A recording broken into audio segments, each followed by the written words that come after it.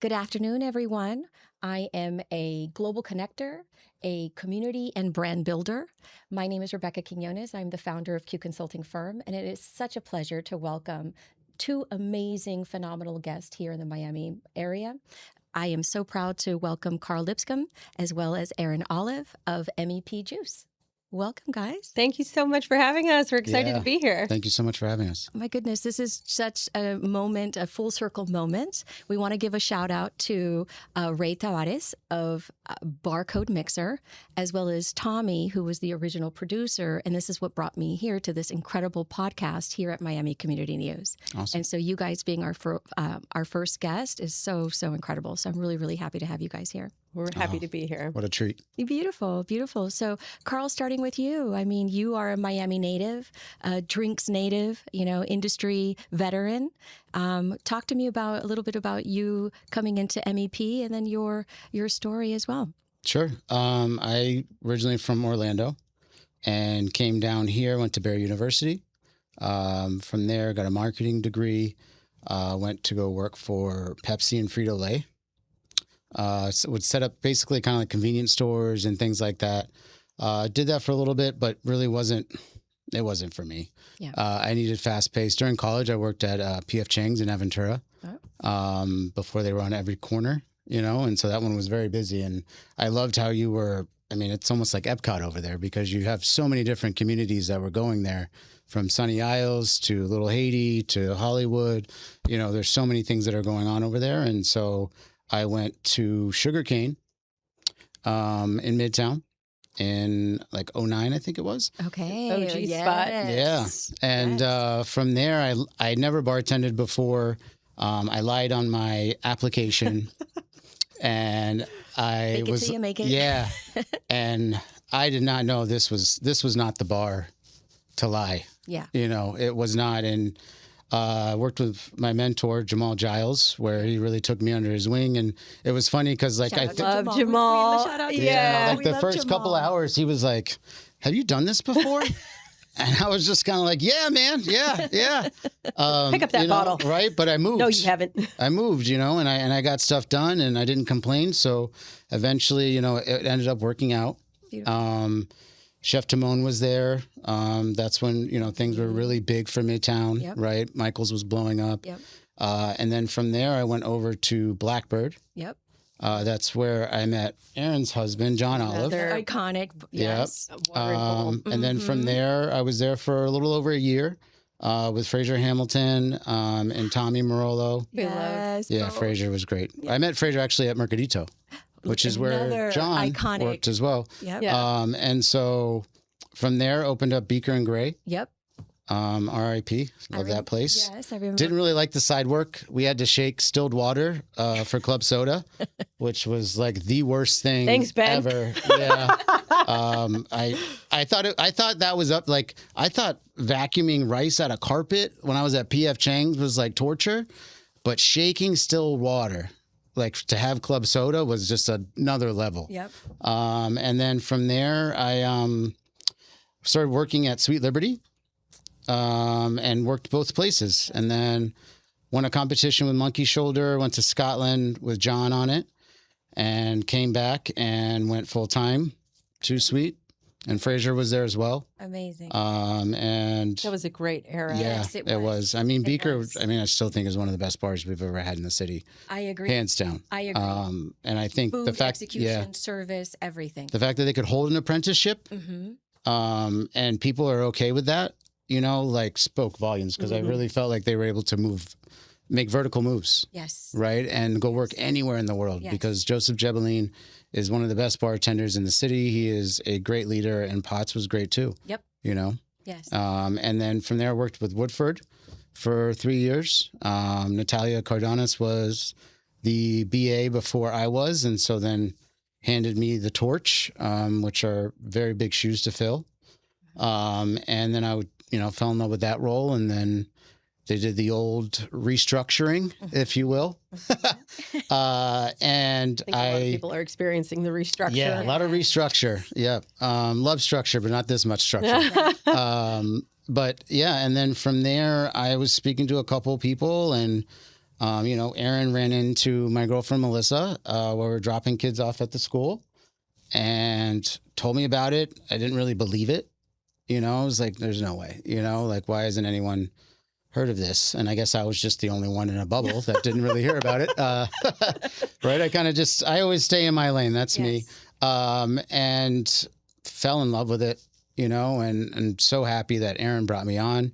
And everyone that's in leadership is from hospitality. That's right. So we understand the pain points. We understand, you're having a different conversation, right? You're not having a brand conversation. You're not having all these different types. It's literally a solution to a problem, which we are fully aware that no one likes to juice. Yep. Right. And then now your barbacks are able to help with the guest experience. Right. And now they're learning more. And it's just the tides are rising. Yes. No, 100%. I was, first of all, honored to have been asked to do the tour. And so seeing your facility is phenomenal, right? As you talked about the team, right? The product quality, the story, team, again, foundation. And so love to segue to Erin. Erin, your background is extremely impressive as well. I mean, Karl, you've been, one of the most dynamic bar industries traction that you've had. And so from an ambassadorship level, right, different layers and levels of the business and understanding. And you talked about that. And so Erin, your background as well and your talents, if you wanted to share a little bit about that as well. So again, I grew up in Orlando. We were actually high school rivals. No. And we found out once we started at MEP together, I was like, wait a second, where were you that night? Yeah. No way. Yeah. I love that. I came to Miami in 2018. I went to FIU. Right. So I studied biology because I really love the idea of understanding systems. Yep. And so where better to understand it than nature. And then from there, I worked my way through the hospitality industry. I bartended at DeVito's on South Beach. Oh, my goodness. Very long time ago. And then I joined the Fontainebleau as a daytime pool bartender. I was a part of Dave Grutman's Arcadia. I opened that facility where I met the founder of MEP, unbeknownst to me at that point that he would be such an instrumental, person in my life. I then moved over to Juvia. I opened that concept again with the founder of MEP, Antoine Lecca. Incredible. And then from there, I missed the hotel feeling. I went back to the Fontainebleau where I stayed for about 10 years. There I learned about hotel management, hotel operations, running a $9 million steakhouse operation, what it meant to run teams within a huge operation. And it was so foundational. The Fontainebleau is always going to be home to me.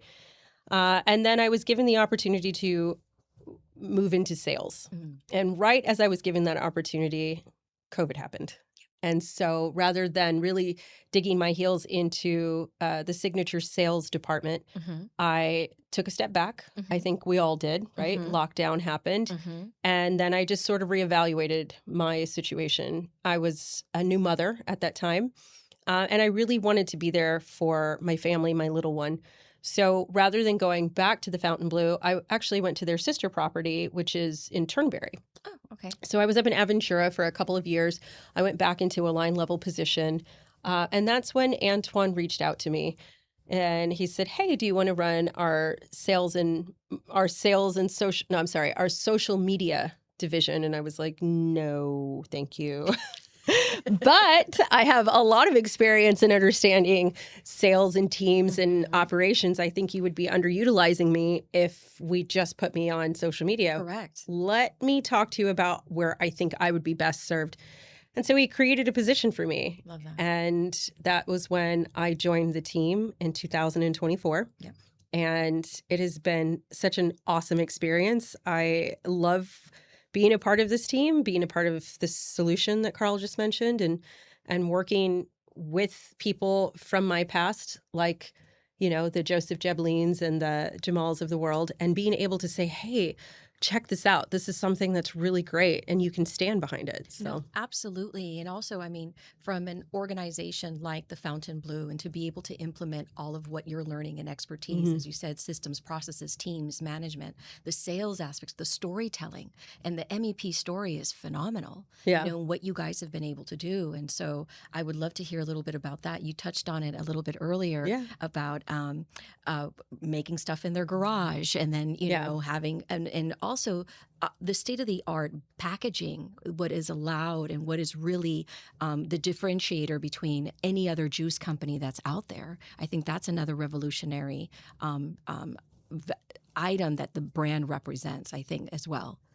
Well, it really is the brainchild of Antoine Lecca. So for as long as I've known him, he has been consistent about putting your best foot forward and thinking about things differently. Yep. So when, while he was running operations, he kept seeing citrus prices fluctuate, people not showing up on time, machinery breaking, waste, all of these things that come along with offering an in-house juice program, which is better. That he was just like, enough, I can't do this anymore. I'm going to go off and kind of do my own thing. Right. And that's how it started. So in 2018, MEP started in his garage. And then it just kind of grew from there. So it originally began with 3 people. And, they would juice for 12 hours and they would take it up to the HPP facility, which is in Bartow, Florida, which is about just shy of 4 hours north of Miami. Wow. Okay. So juice for 12 hours, drive for 4, sleep on the side of the road, wake up, come back, deliver, go to sleep. Wow. And they were all doing this while they still had jobs. Wow. So MEP was really a passion project from the get-go. Mm-hmm. And, they were one of those stories that really was a success story from COVID.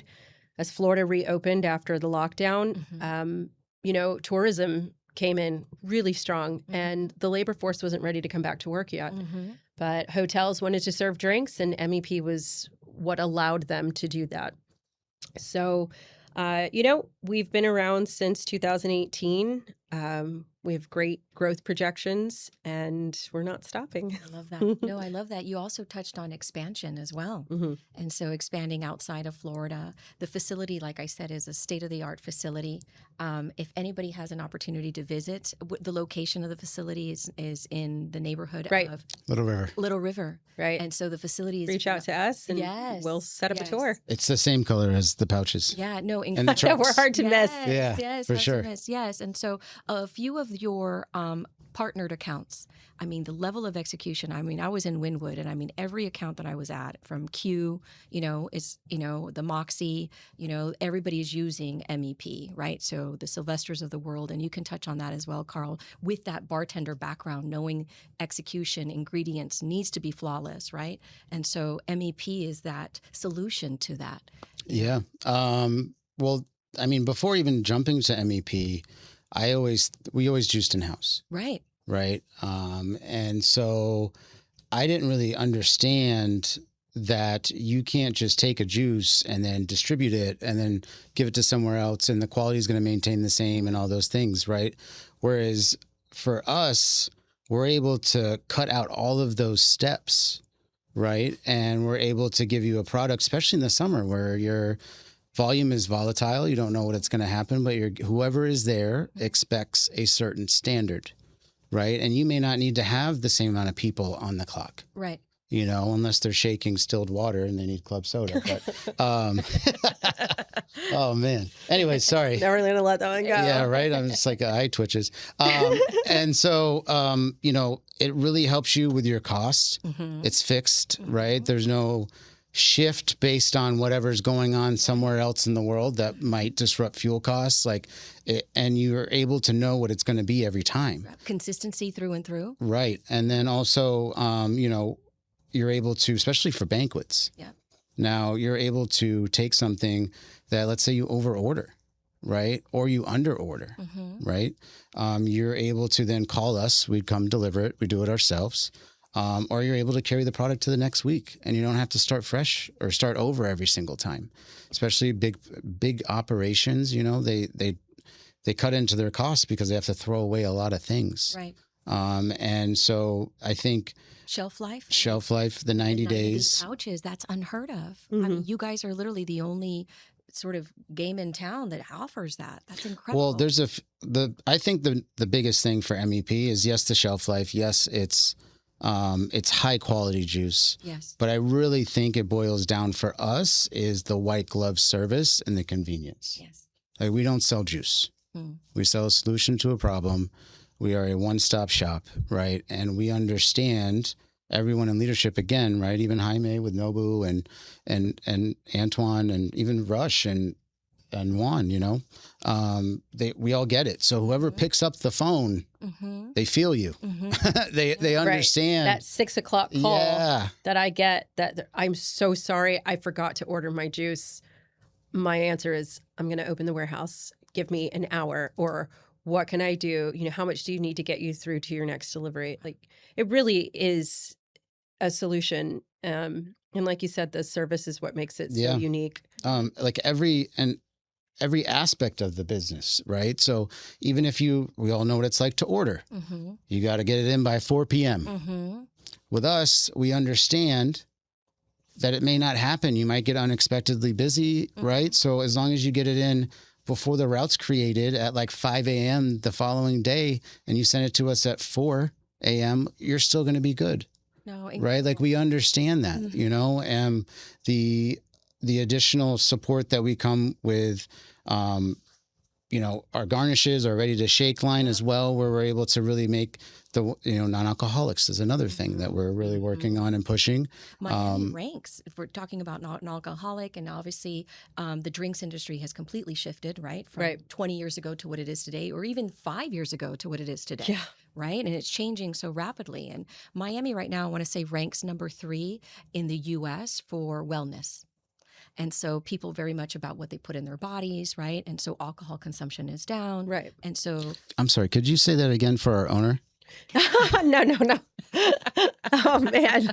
But people are more cautious of what they put in their bodies. And so fresh juice, like you said, you know, the drinks that are the non-alcoholic menus that are, you know, 30% of your menu has to have a non-alcoholic, you know, feature at least, you know, to be able to manage the audience and your customers that are coming in, right? To be able to have a business. And so, yes, I think all of that service, we talked about also automation controlling a lot of our drinks industry, having that real human connection that you guys are offering, I think is, like, as you mentioned, is really the differentiating factor of any other organization that's out there. Well, MEP, okay, so it is a marriage between technology and the human touch. So the whole way that we're able to stabilize the juice without adding preservatives, chemicals, or, you know, anything is through high pressure process. Yep. So HPP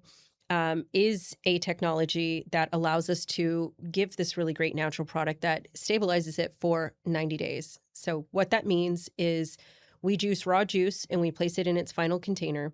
We take it to an HPP facility where it is exposed to a tremendous amount of pressure.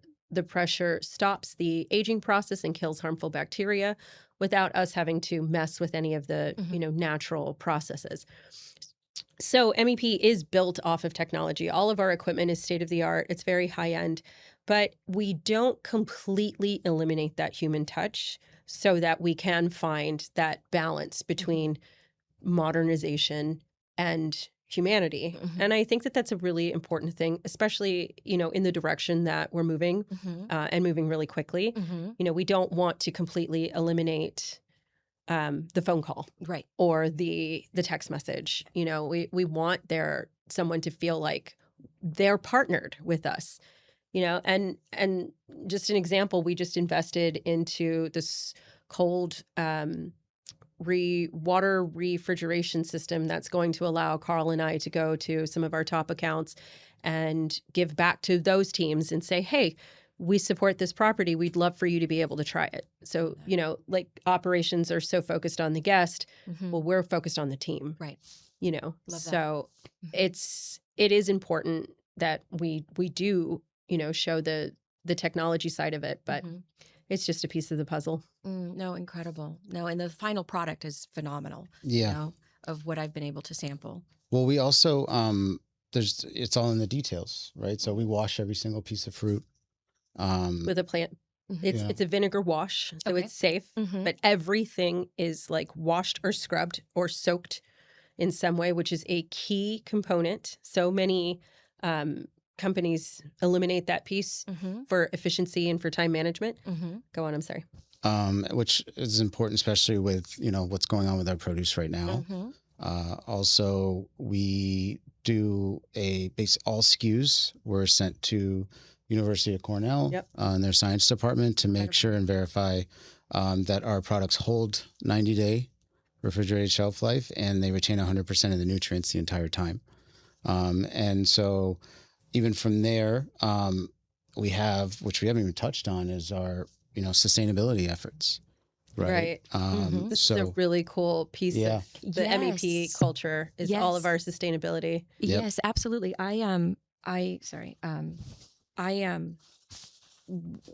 Very quickly when I did the tour, the facility, and you touched on that, I think it's so powerful right now with what's happening, not just locally, but globally. Right. And so it's a global trend, and it's a trend that's not going away, right? That it's aligned with people's, that it's not the sustainable initiatives, and making sure that we are adhering to the best, you know, from an agricultural standpoint, the technology, right? So the human touch. And so anywhere where you are sharing this, and I think how it started to where it's going is really phenomenal. And so the compost and how, agricultural agencies are approaching MEP to be able to be a source, that is incredible. Yeah, it's very exciting. Yes. Yeah, I'm gonna start pouring some so we can taste. But I'd love Erin to kind of expand on that. Talking about how MEP was such a great fit for my life. Like I mentioned, I studied biology. I always thought about going into the medical industry, but I'm too social, and I needed to have that like social side. So I found myself in hospitality. Anyways, so when MEP is done extracting all of the juice from the fruits and vegetables, we're left with a tremendous amount of clean vegetation waste. And rather than allowing it to hit a landfill and continue to add to our waste issue, we decided to do something about it.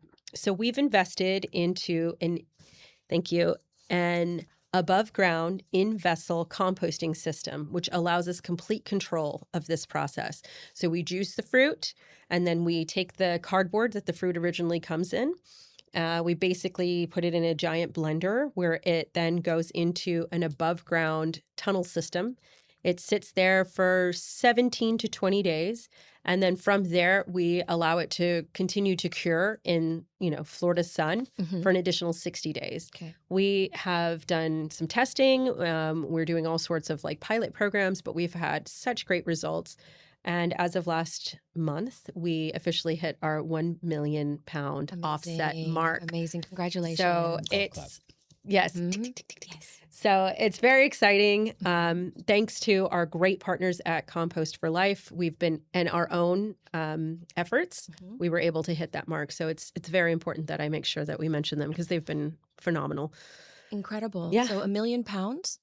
1 million pounds. That's it's one. I can give you the exact number. It's like 1,046,932 pounds. Wow. Okay. That's impressive. Now with that amount, so the farms that you are partnered with, for example, you're selling the compost to, what are you doing with it? So it's still in donation phase. Okay. Eventually we will sell it. But again, it's about giving back to the community.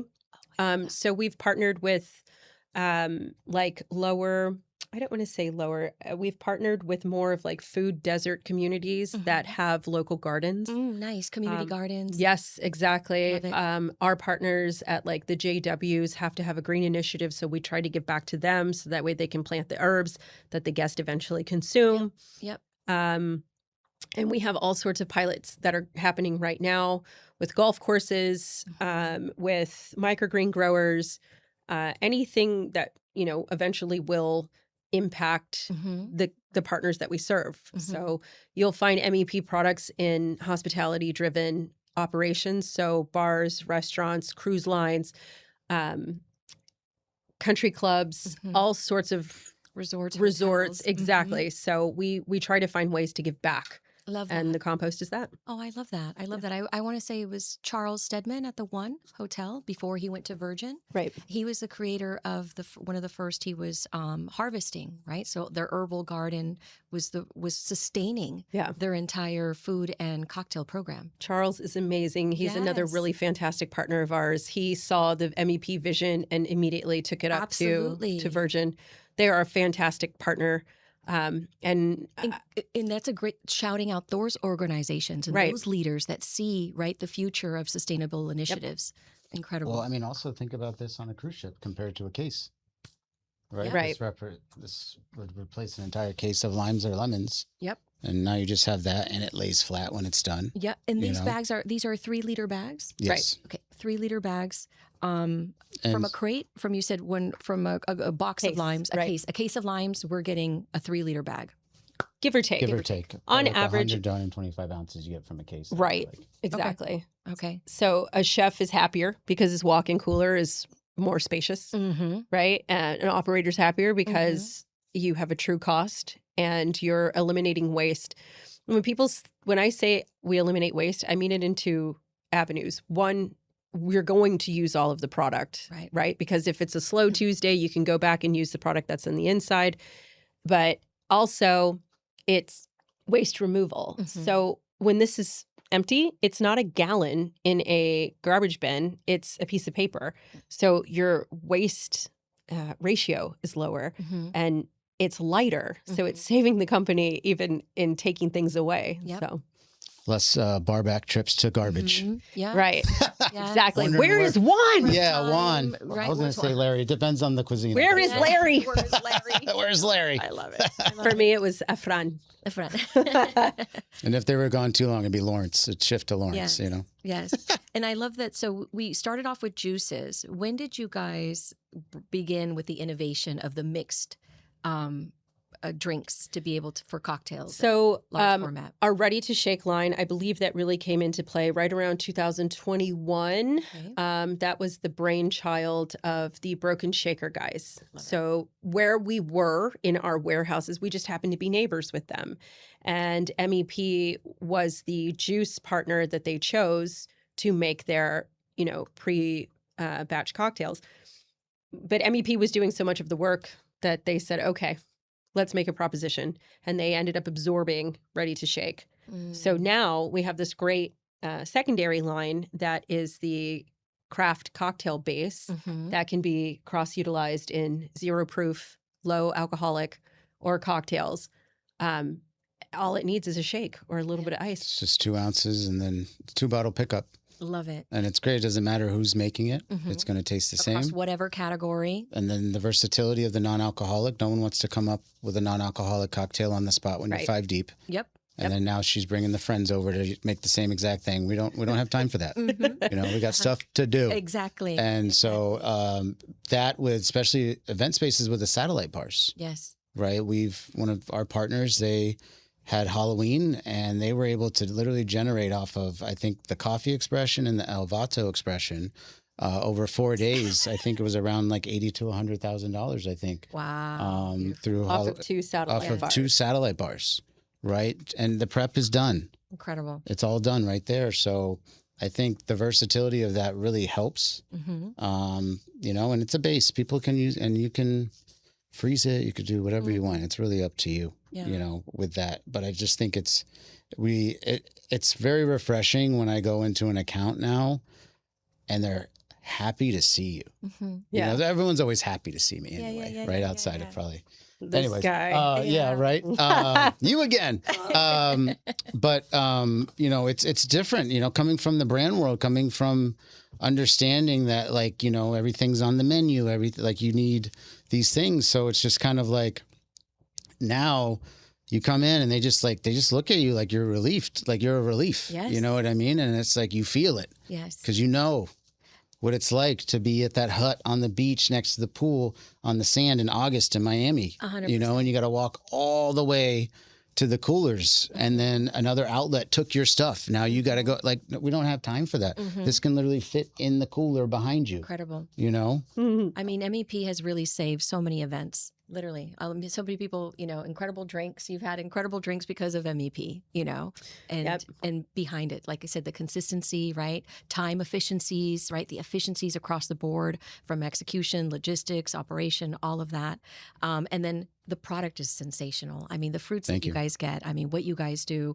I had an incredible breakfast tasting with Karl, and it was outstanding. Everything that you gave, the coffee, phenomenal. Yeah. The Vato watermelon spicy margarita, fantastic. And so incredible stuff.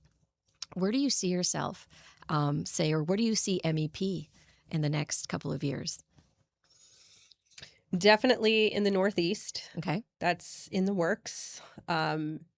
Expansion is always on the horizon. Okay. Who knows? Juice is so versatile. We'll Mhm. see how it continues to evolve.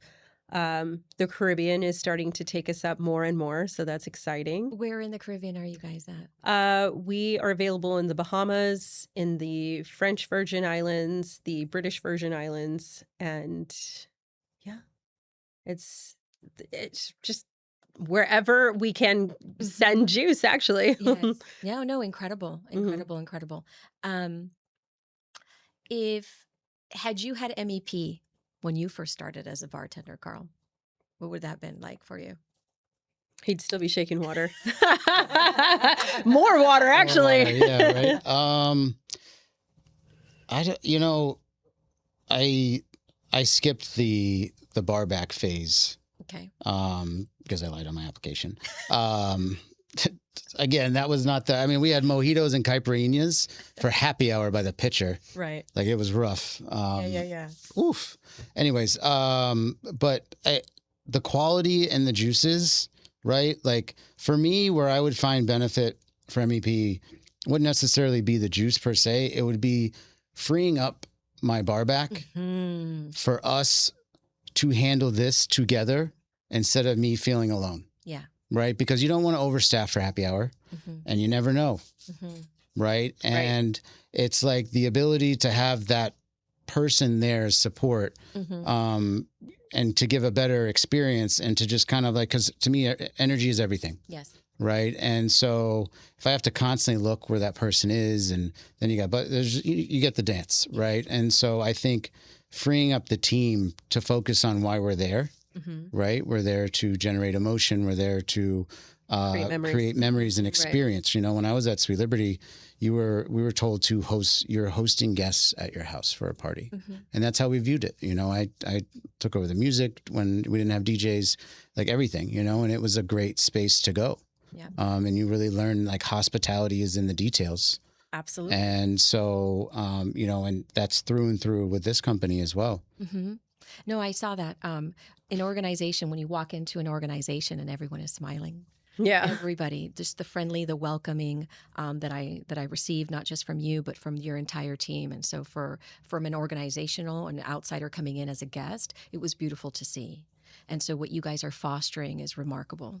And so as a new company, as a budding company, I tip my hat off to you, because that's the culture that you're fostering. Yeah. And so that's the legacy you. that MEP for me as not only a client, but also as a guest, being able to taste your products, fall in love with your products, fall in love with your story.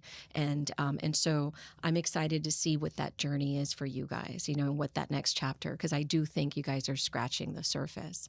And Antoine, to be almost a visionary and very futuristic, in where the direction for MEP is going within the hospitality sector, And so I think you guys, especially here for South Florida, a local, local team, local company, have all our support, within the hospitality. And I'd love to see more of it.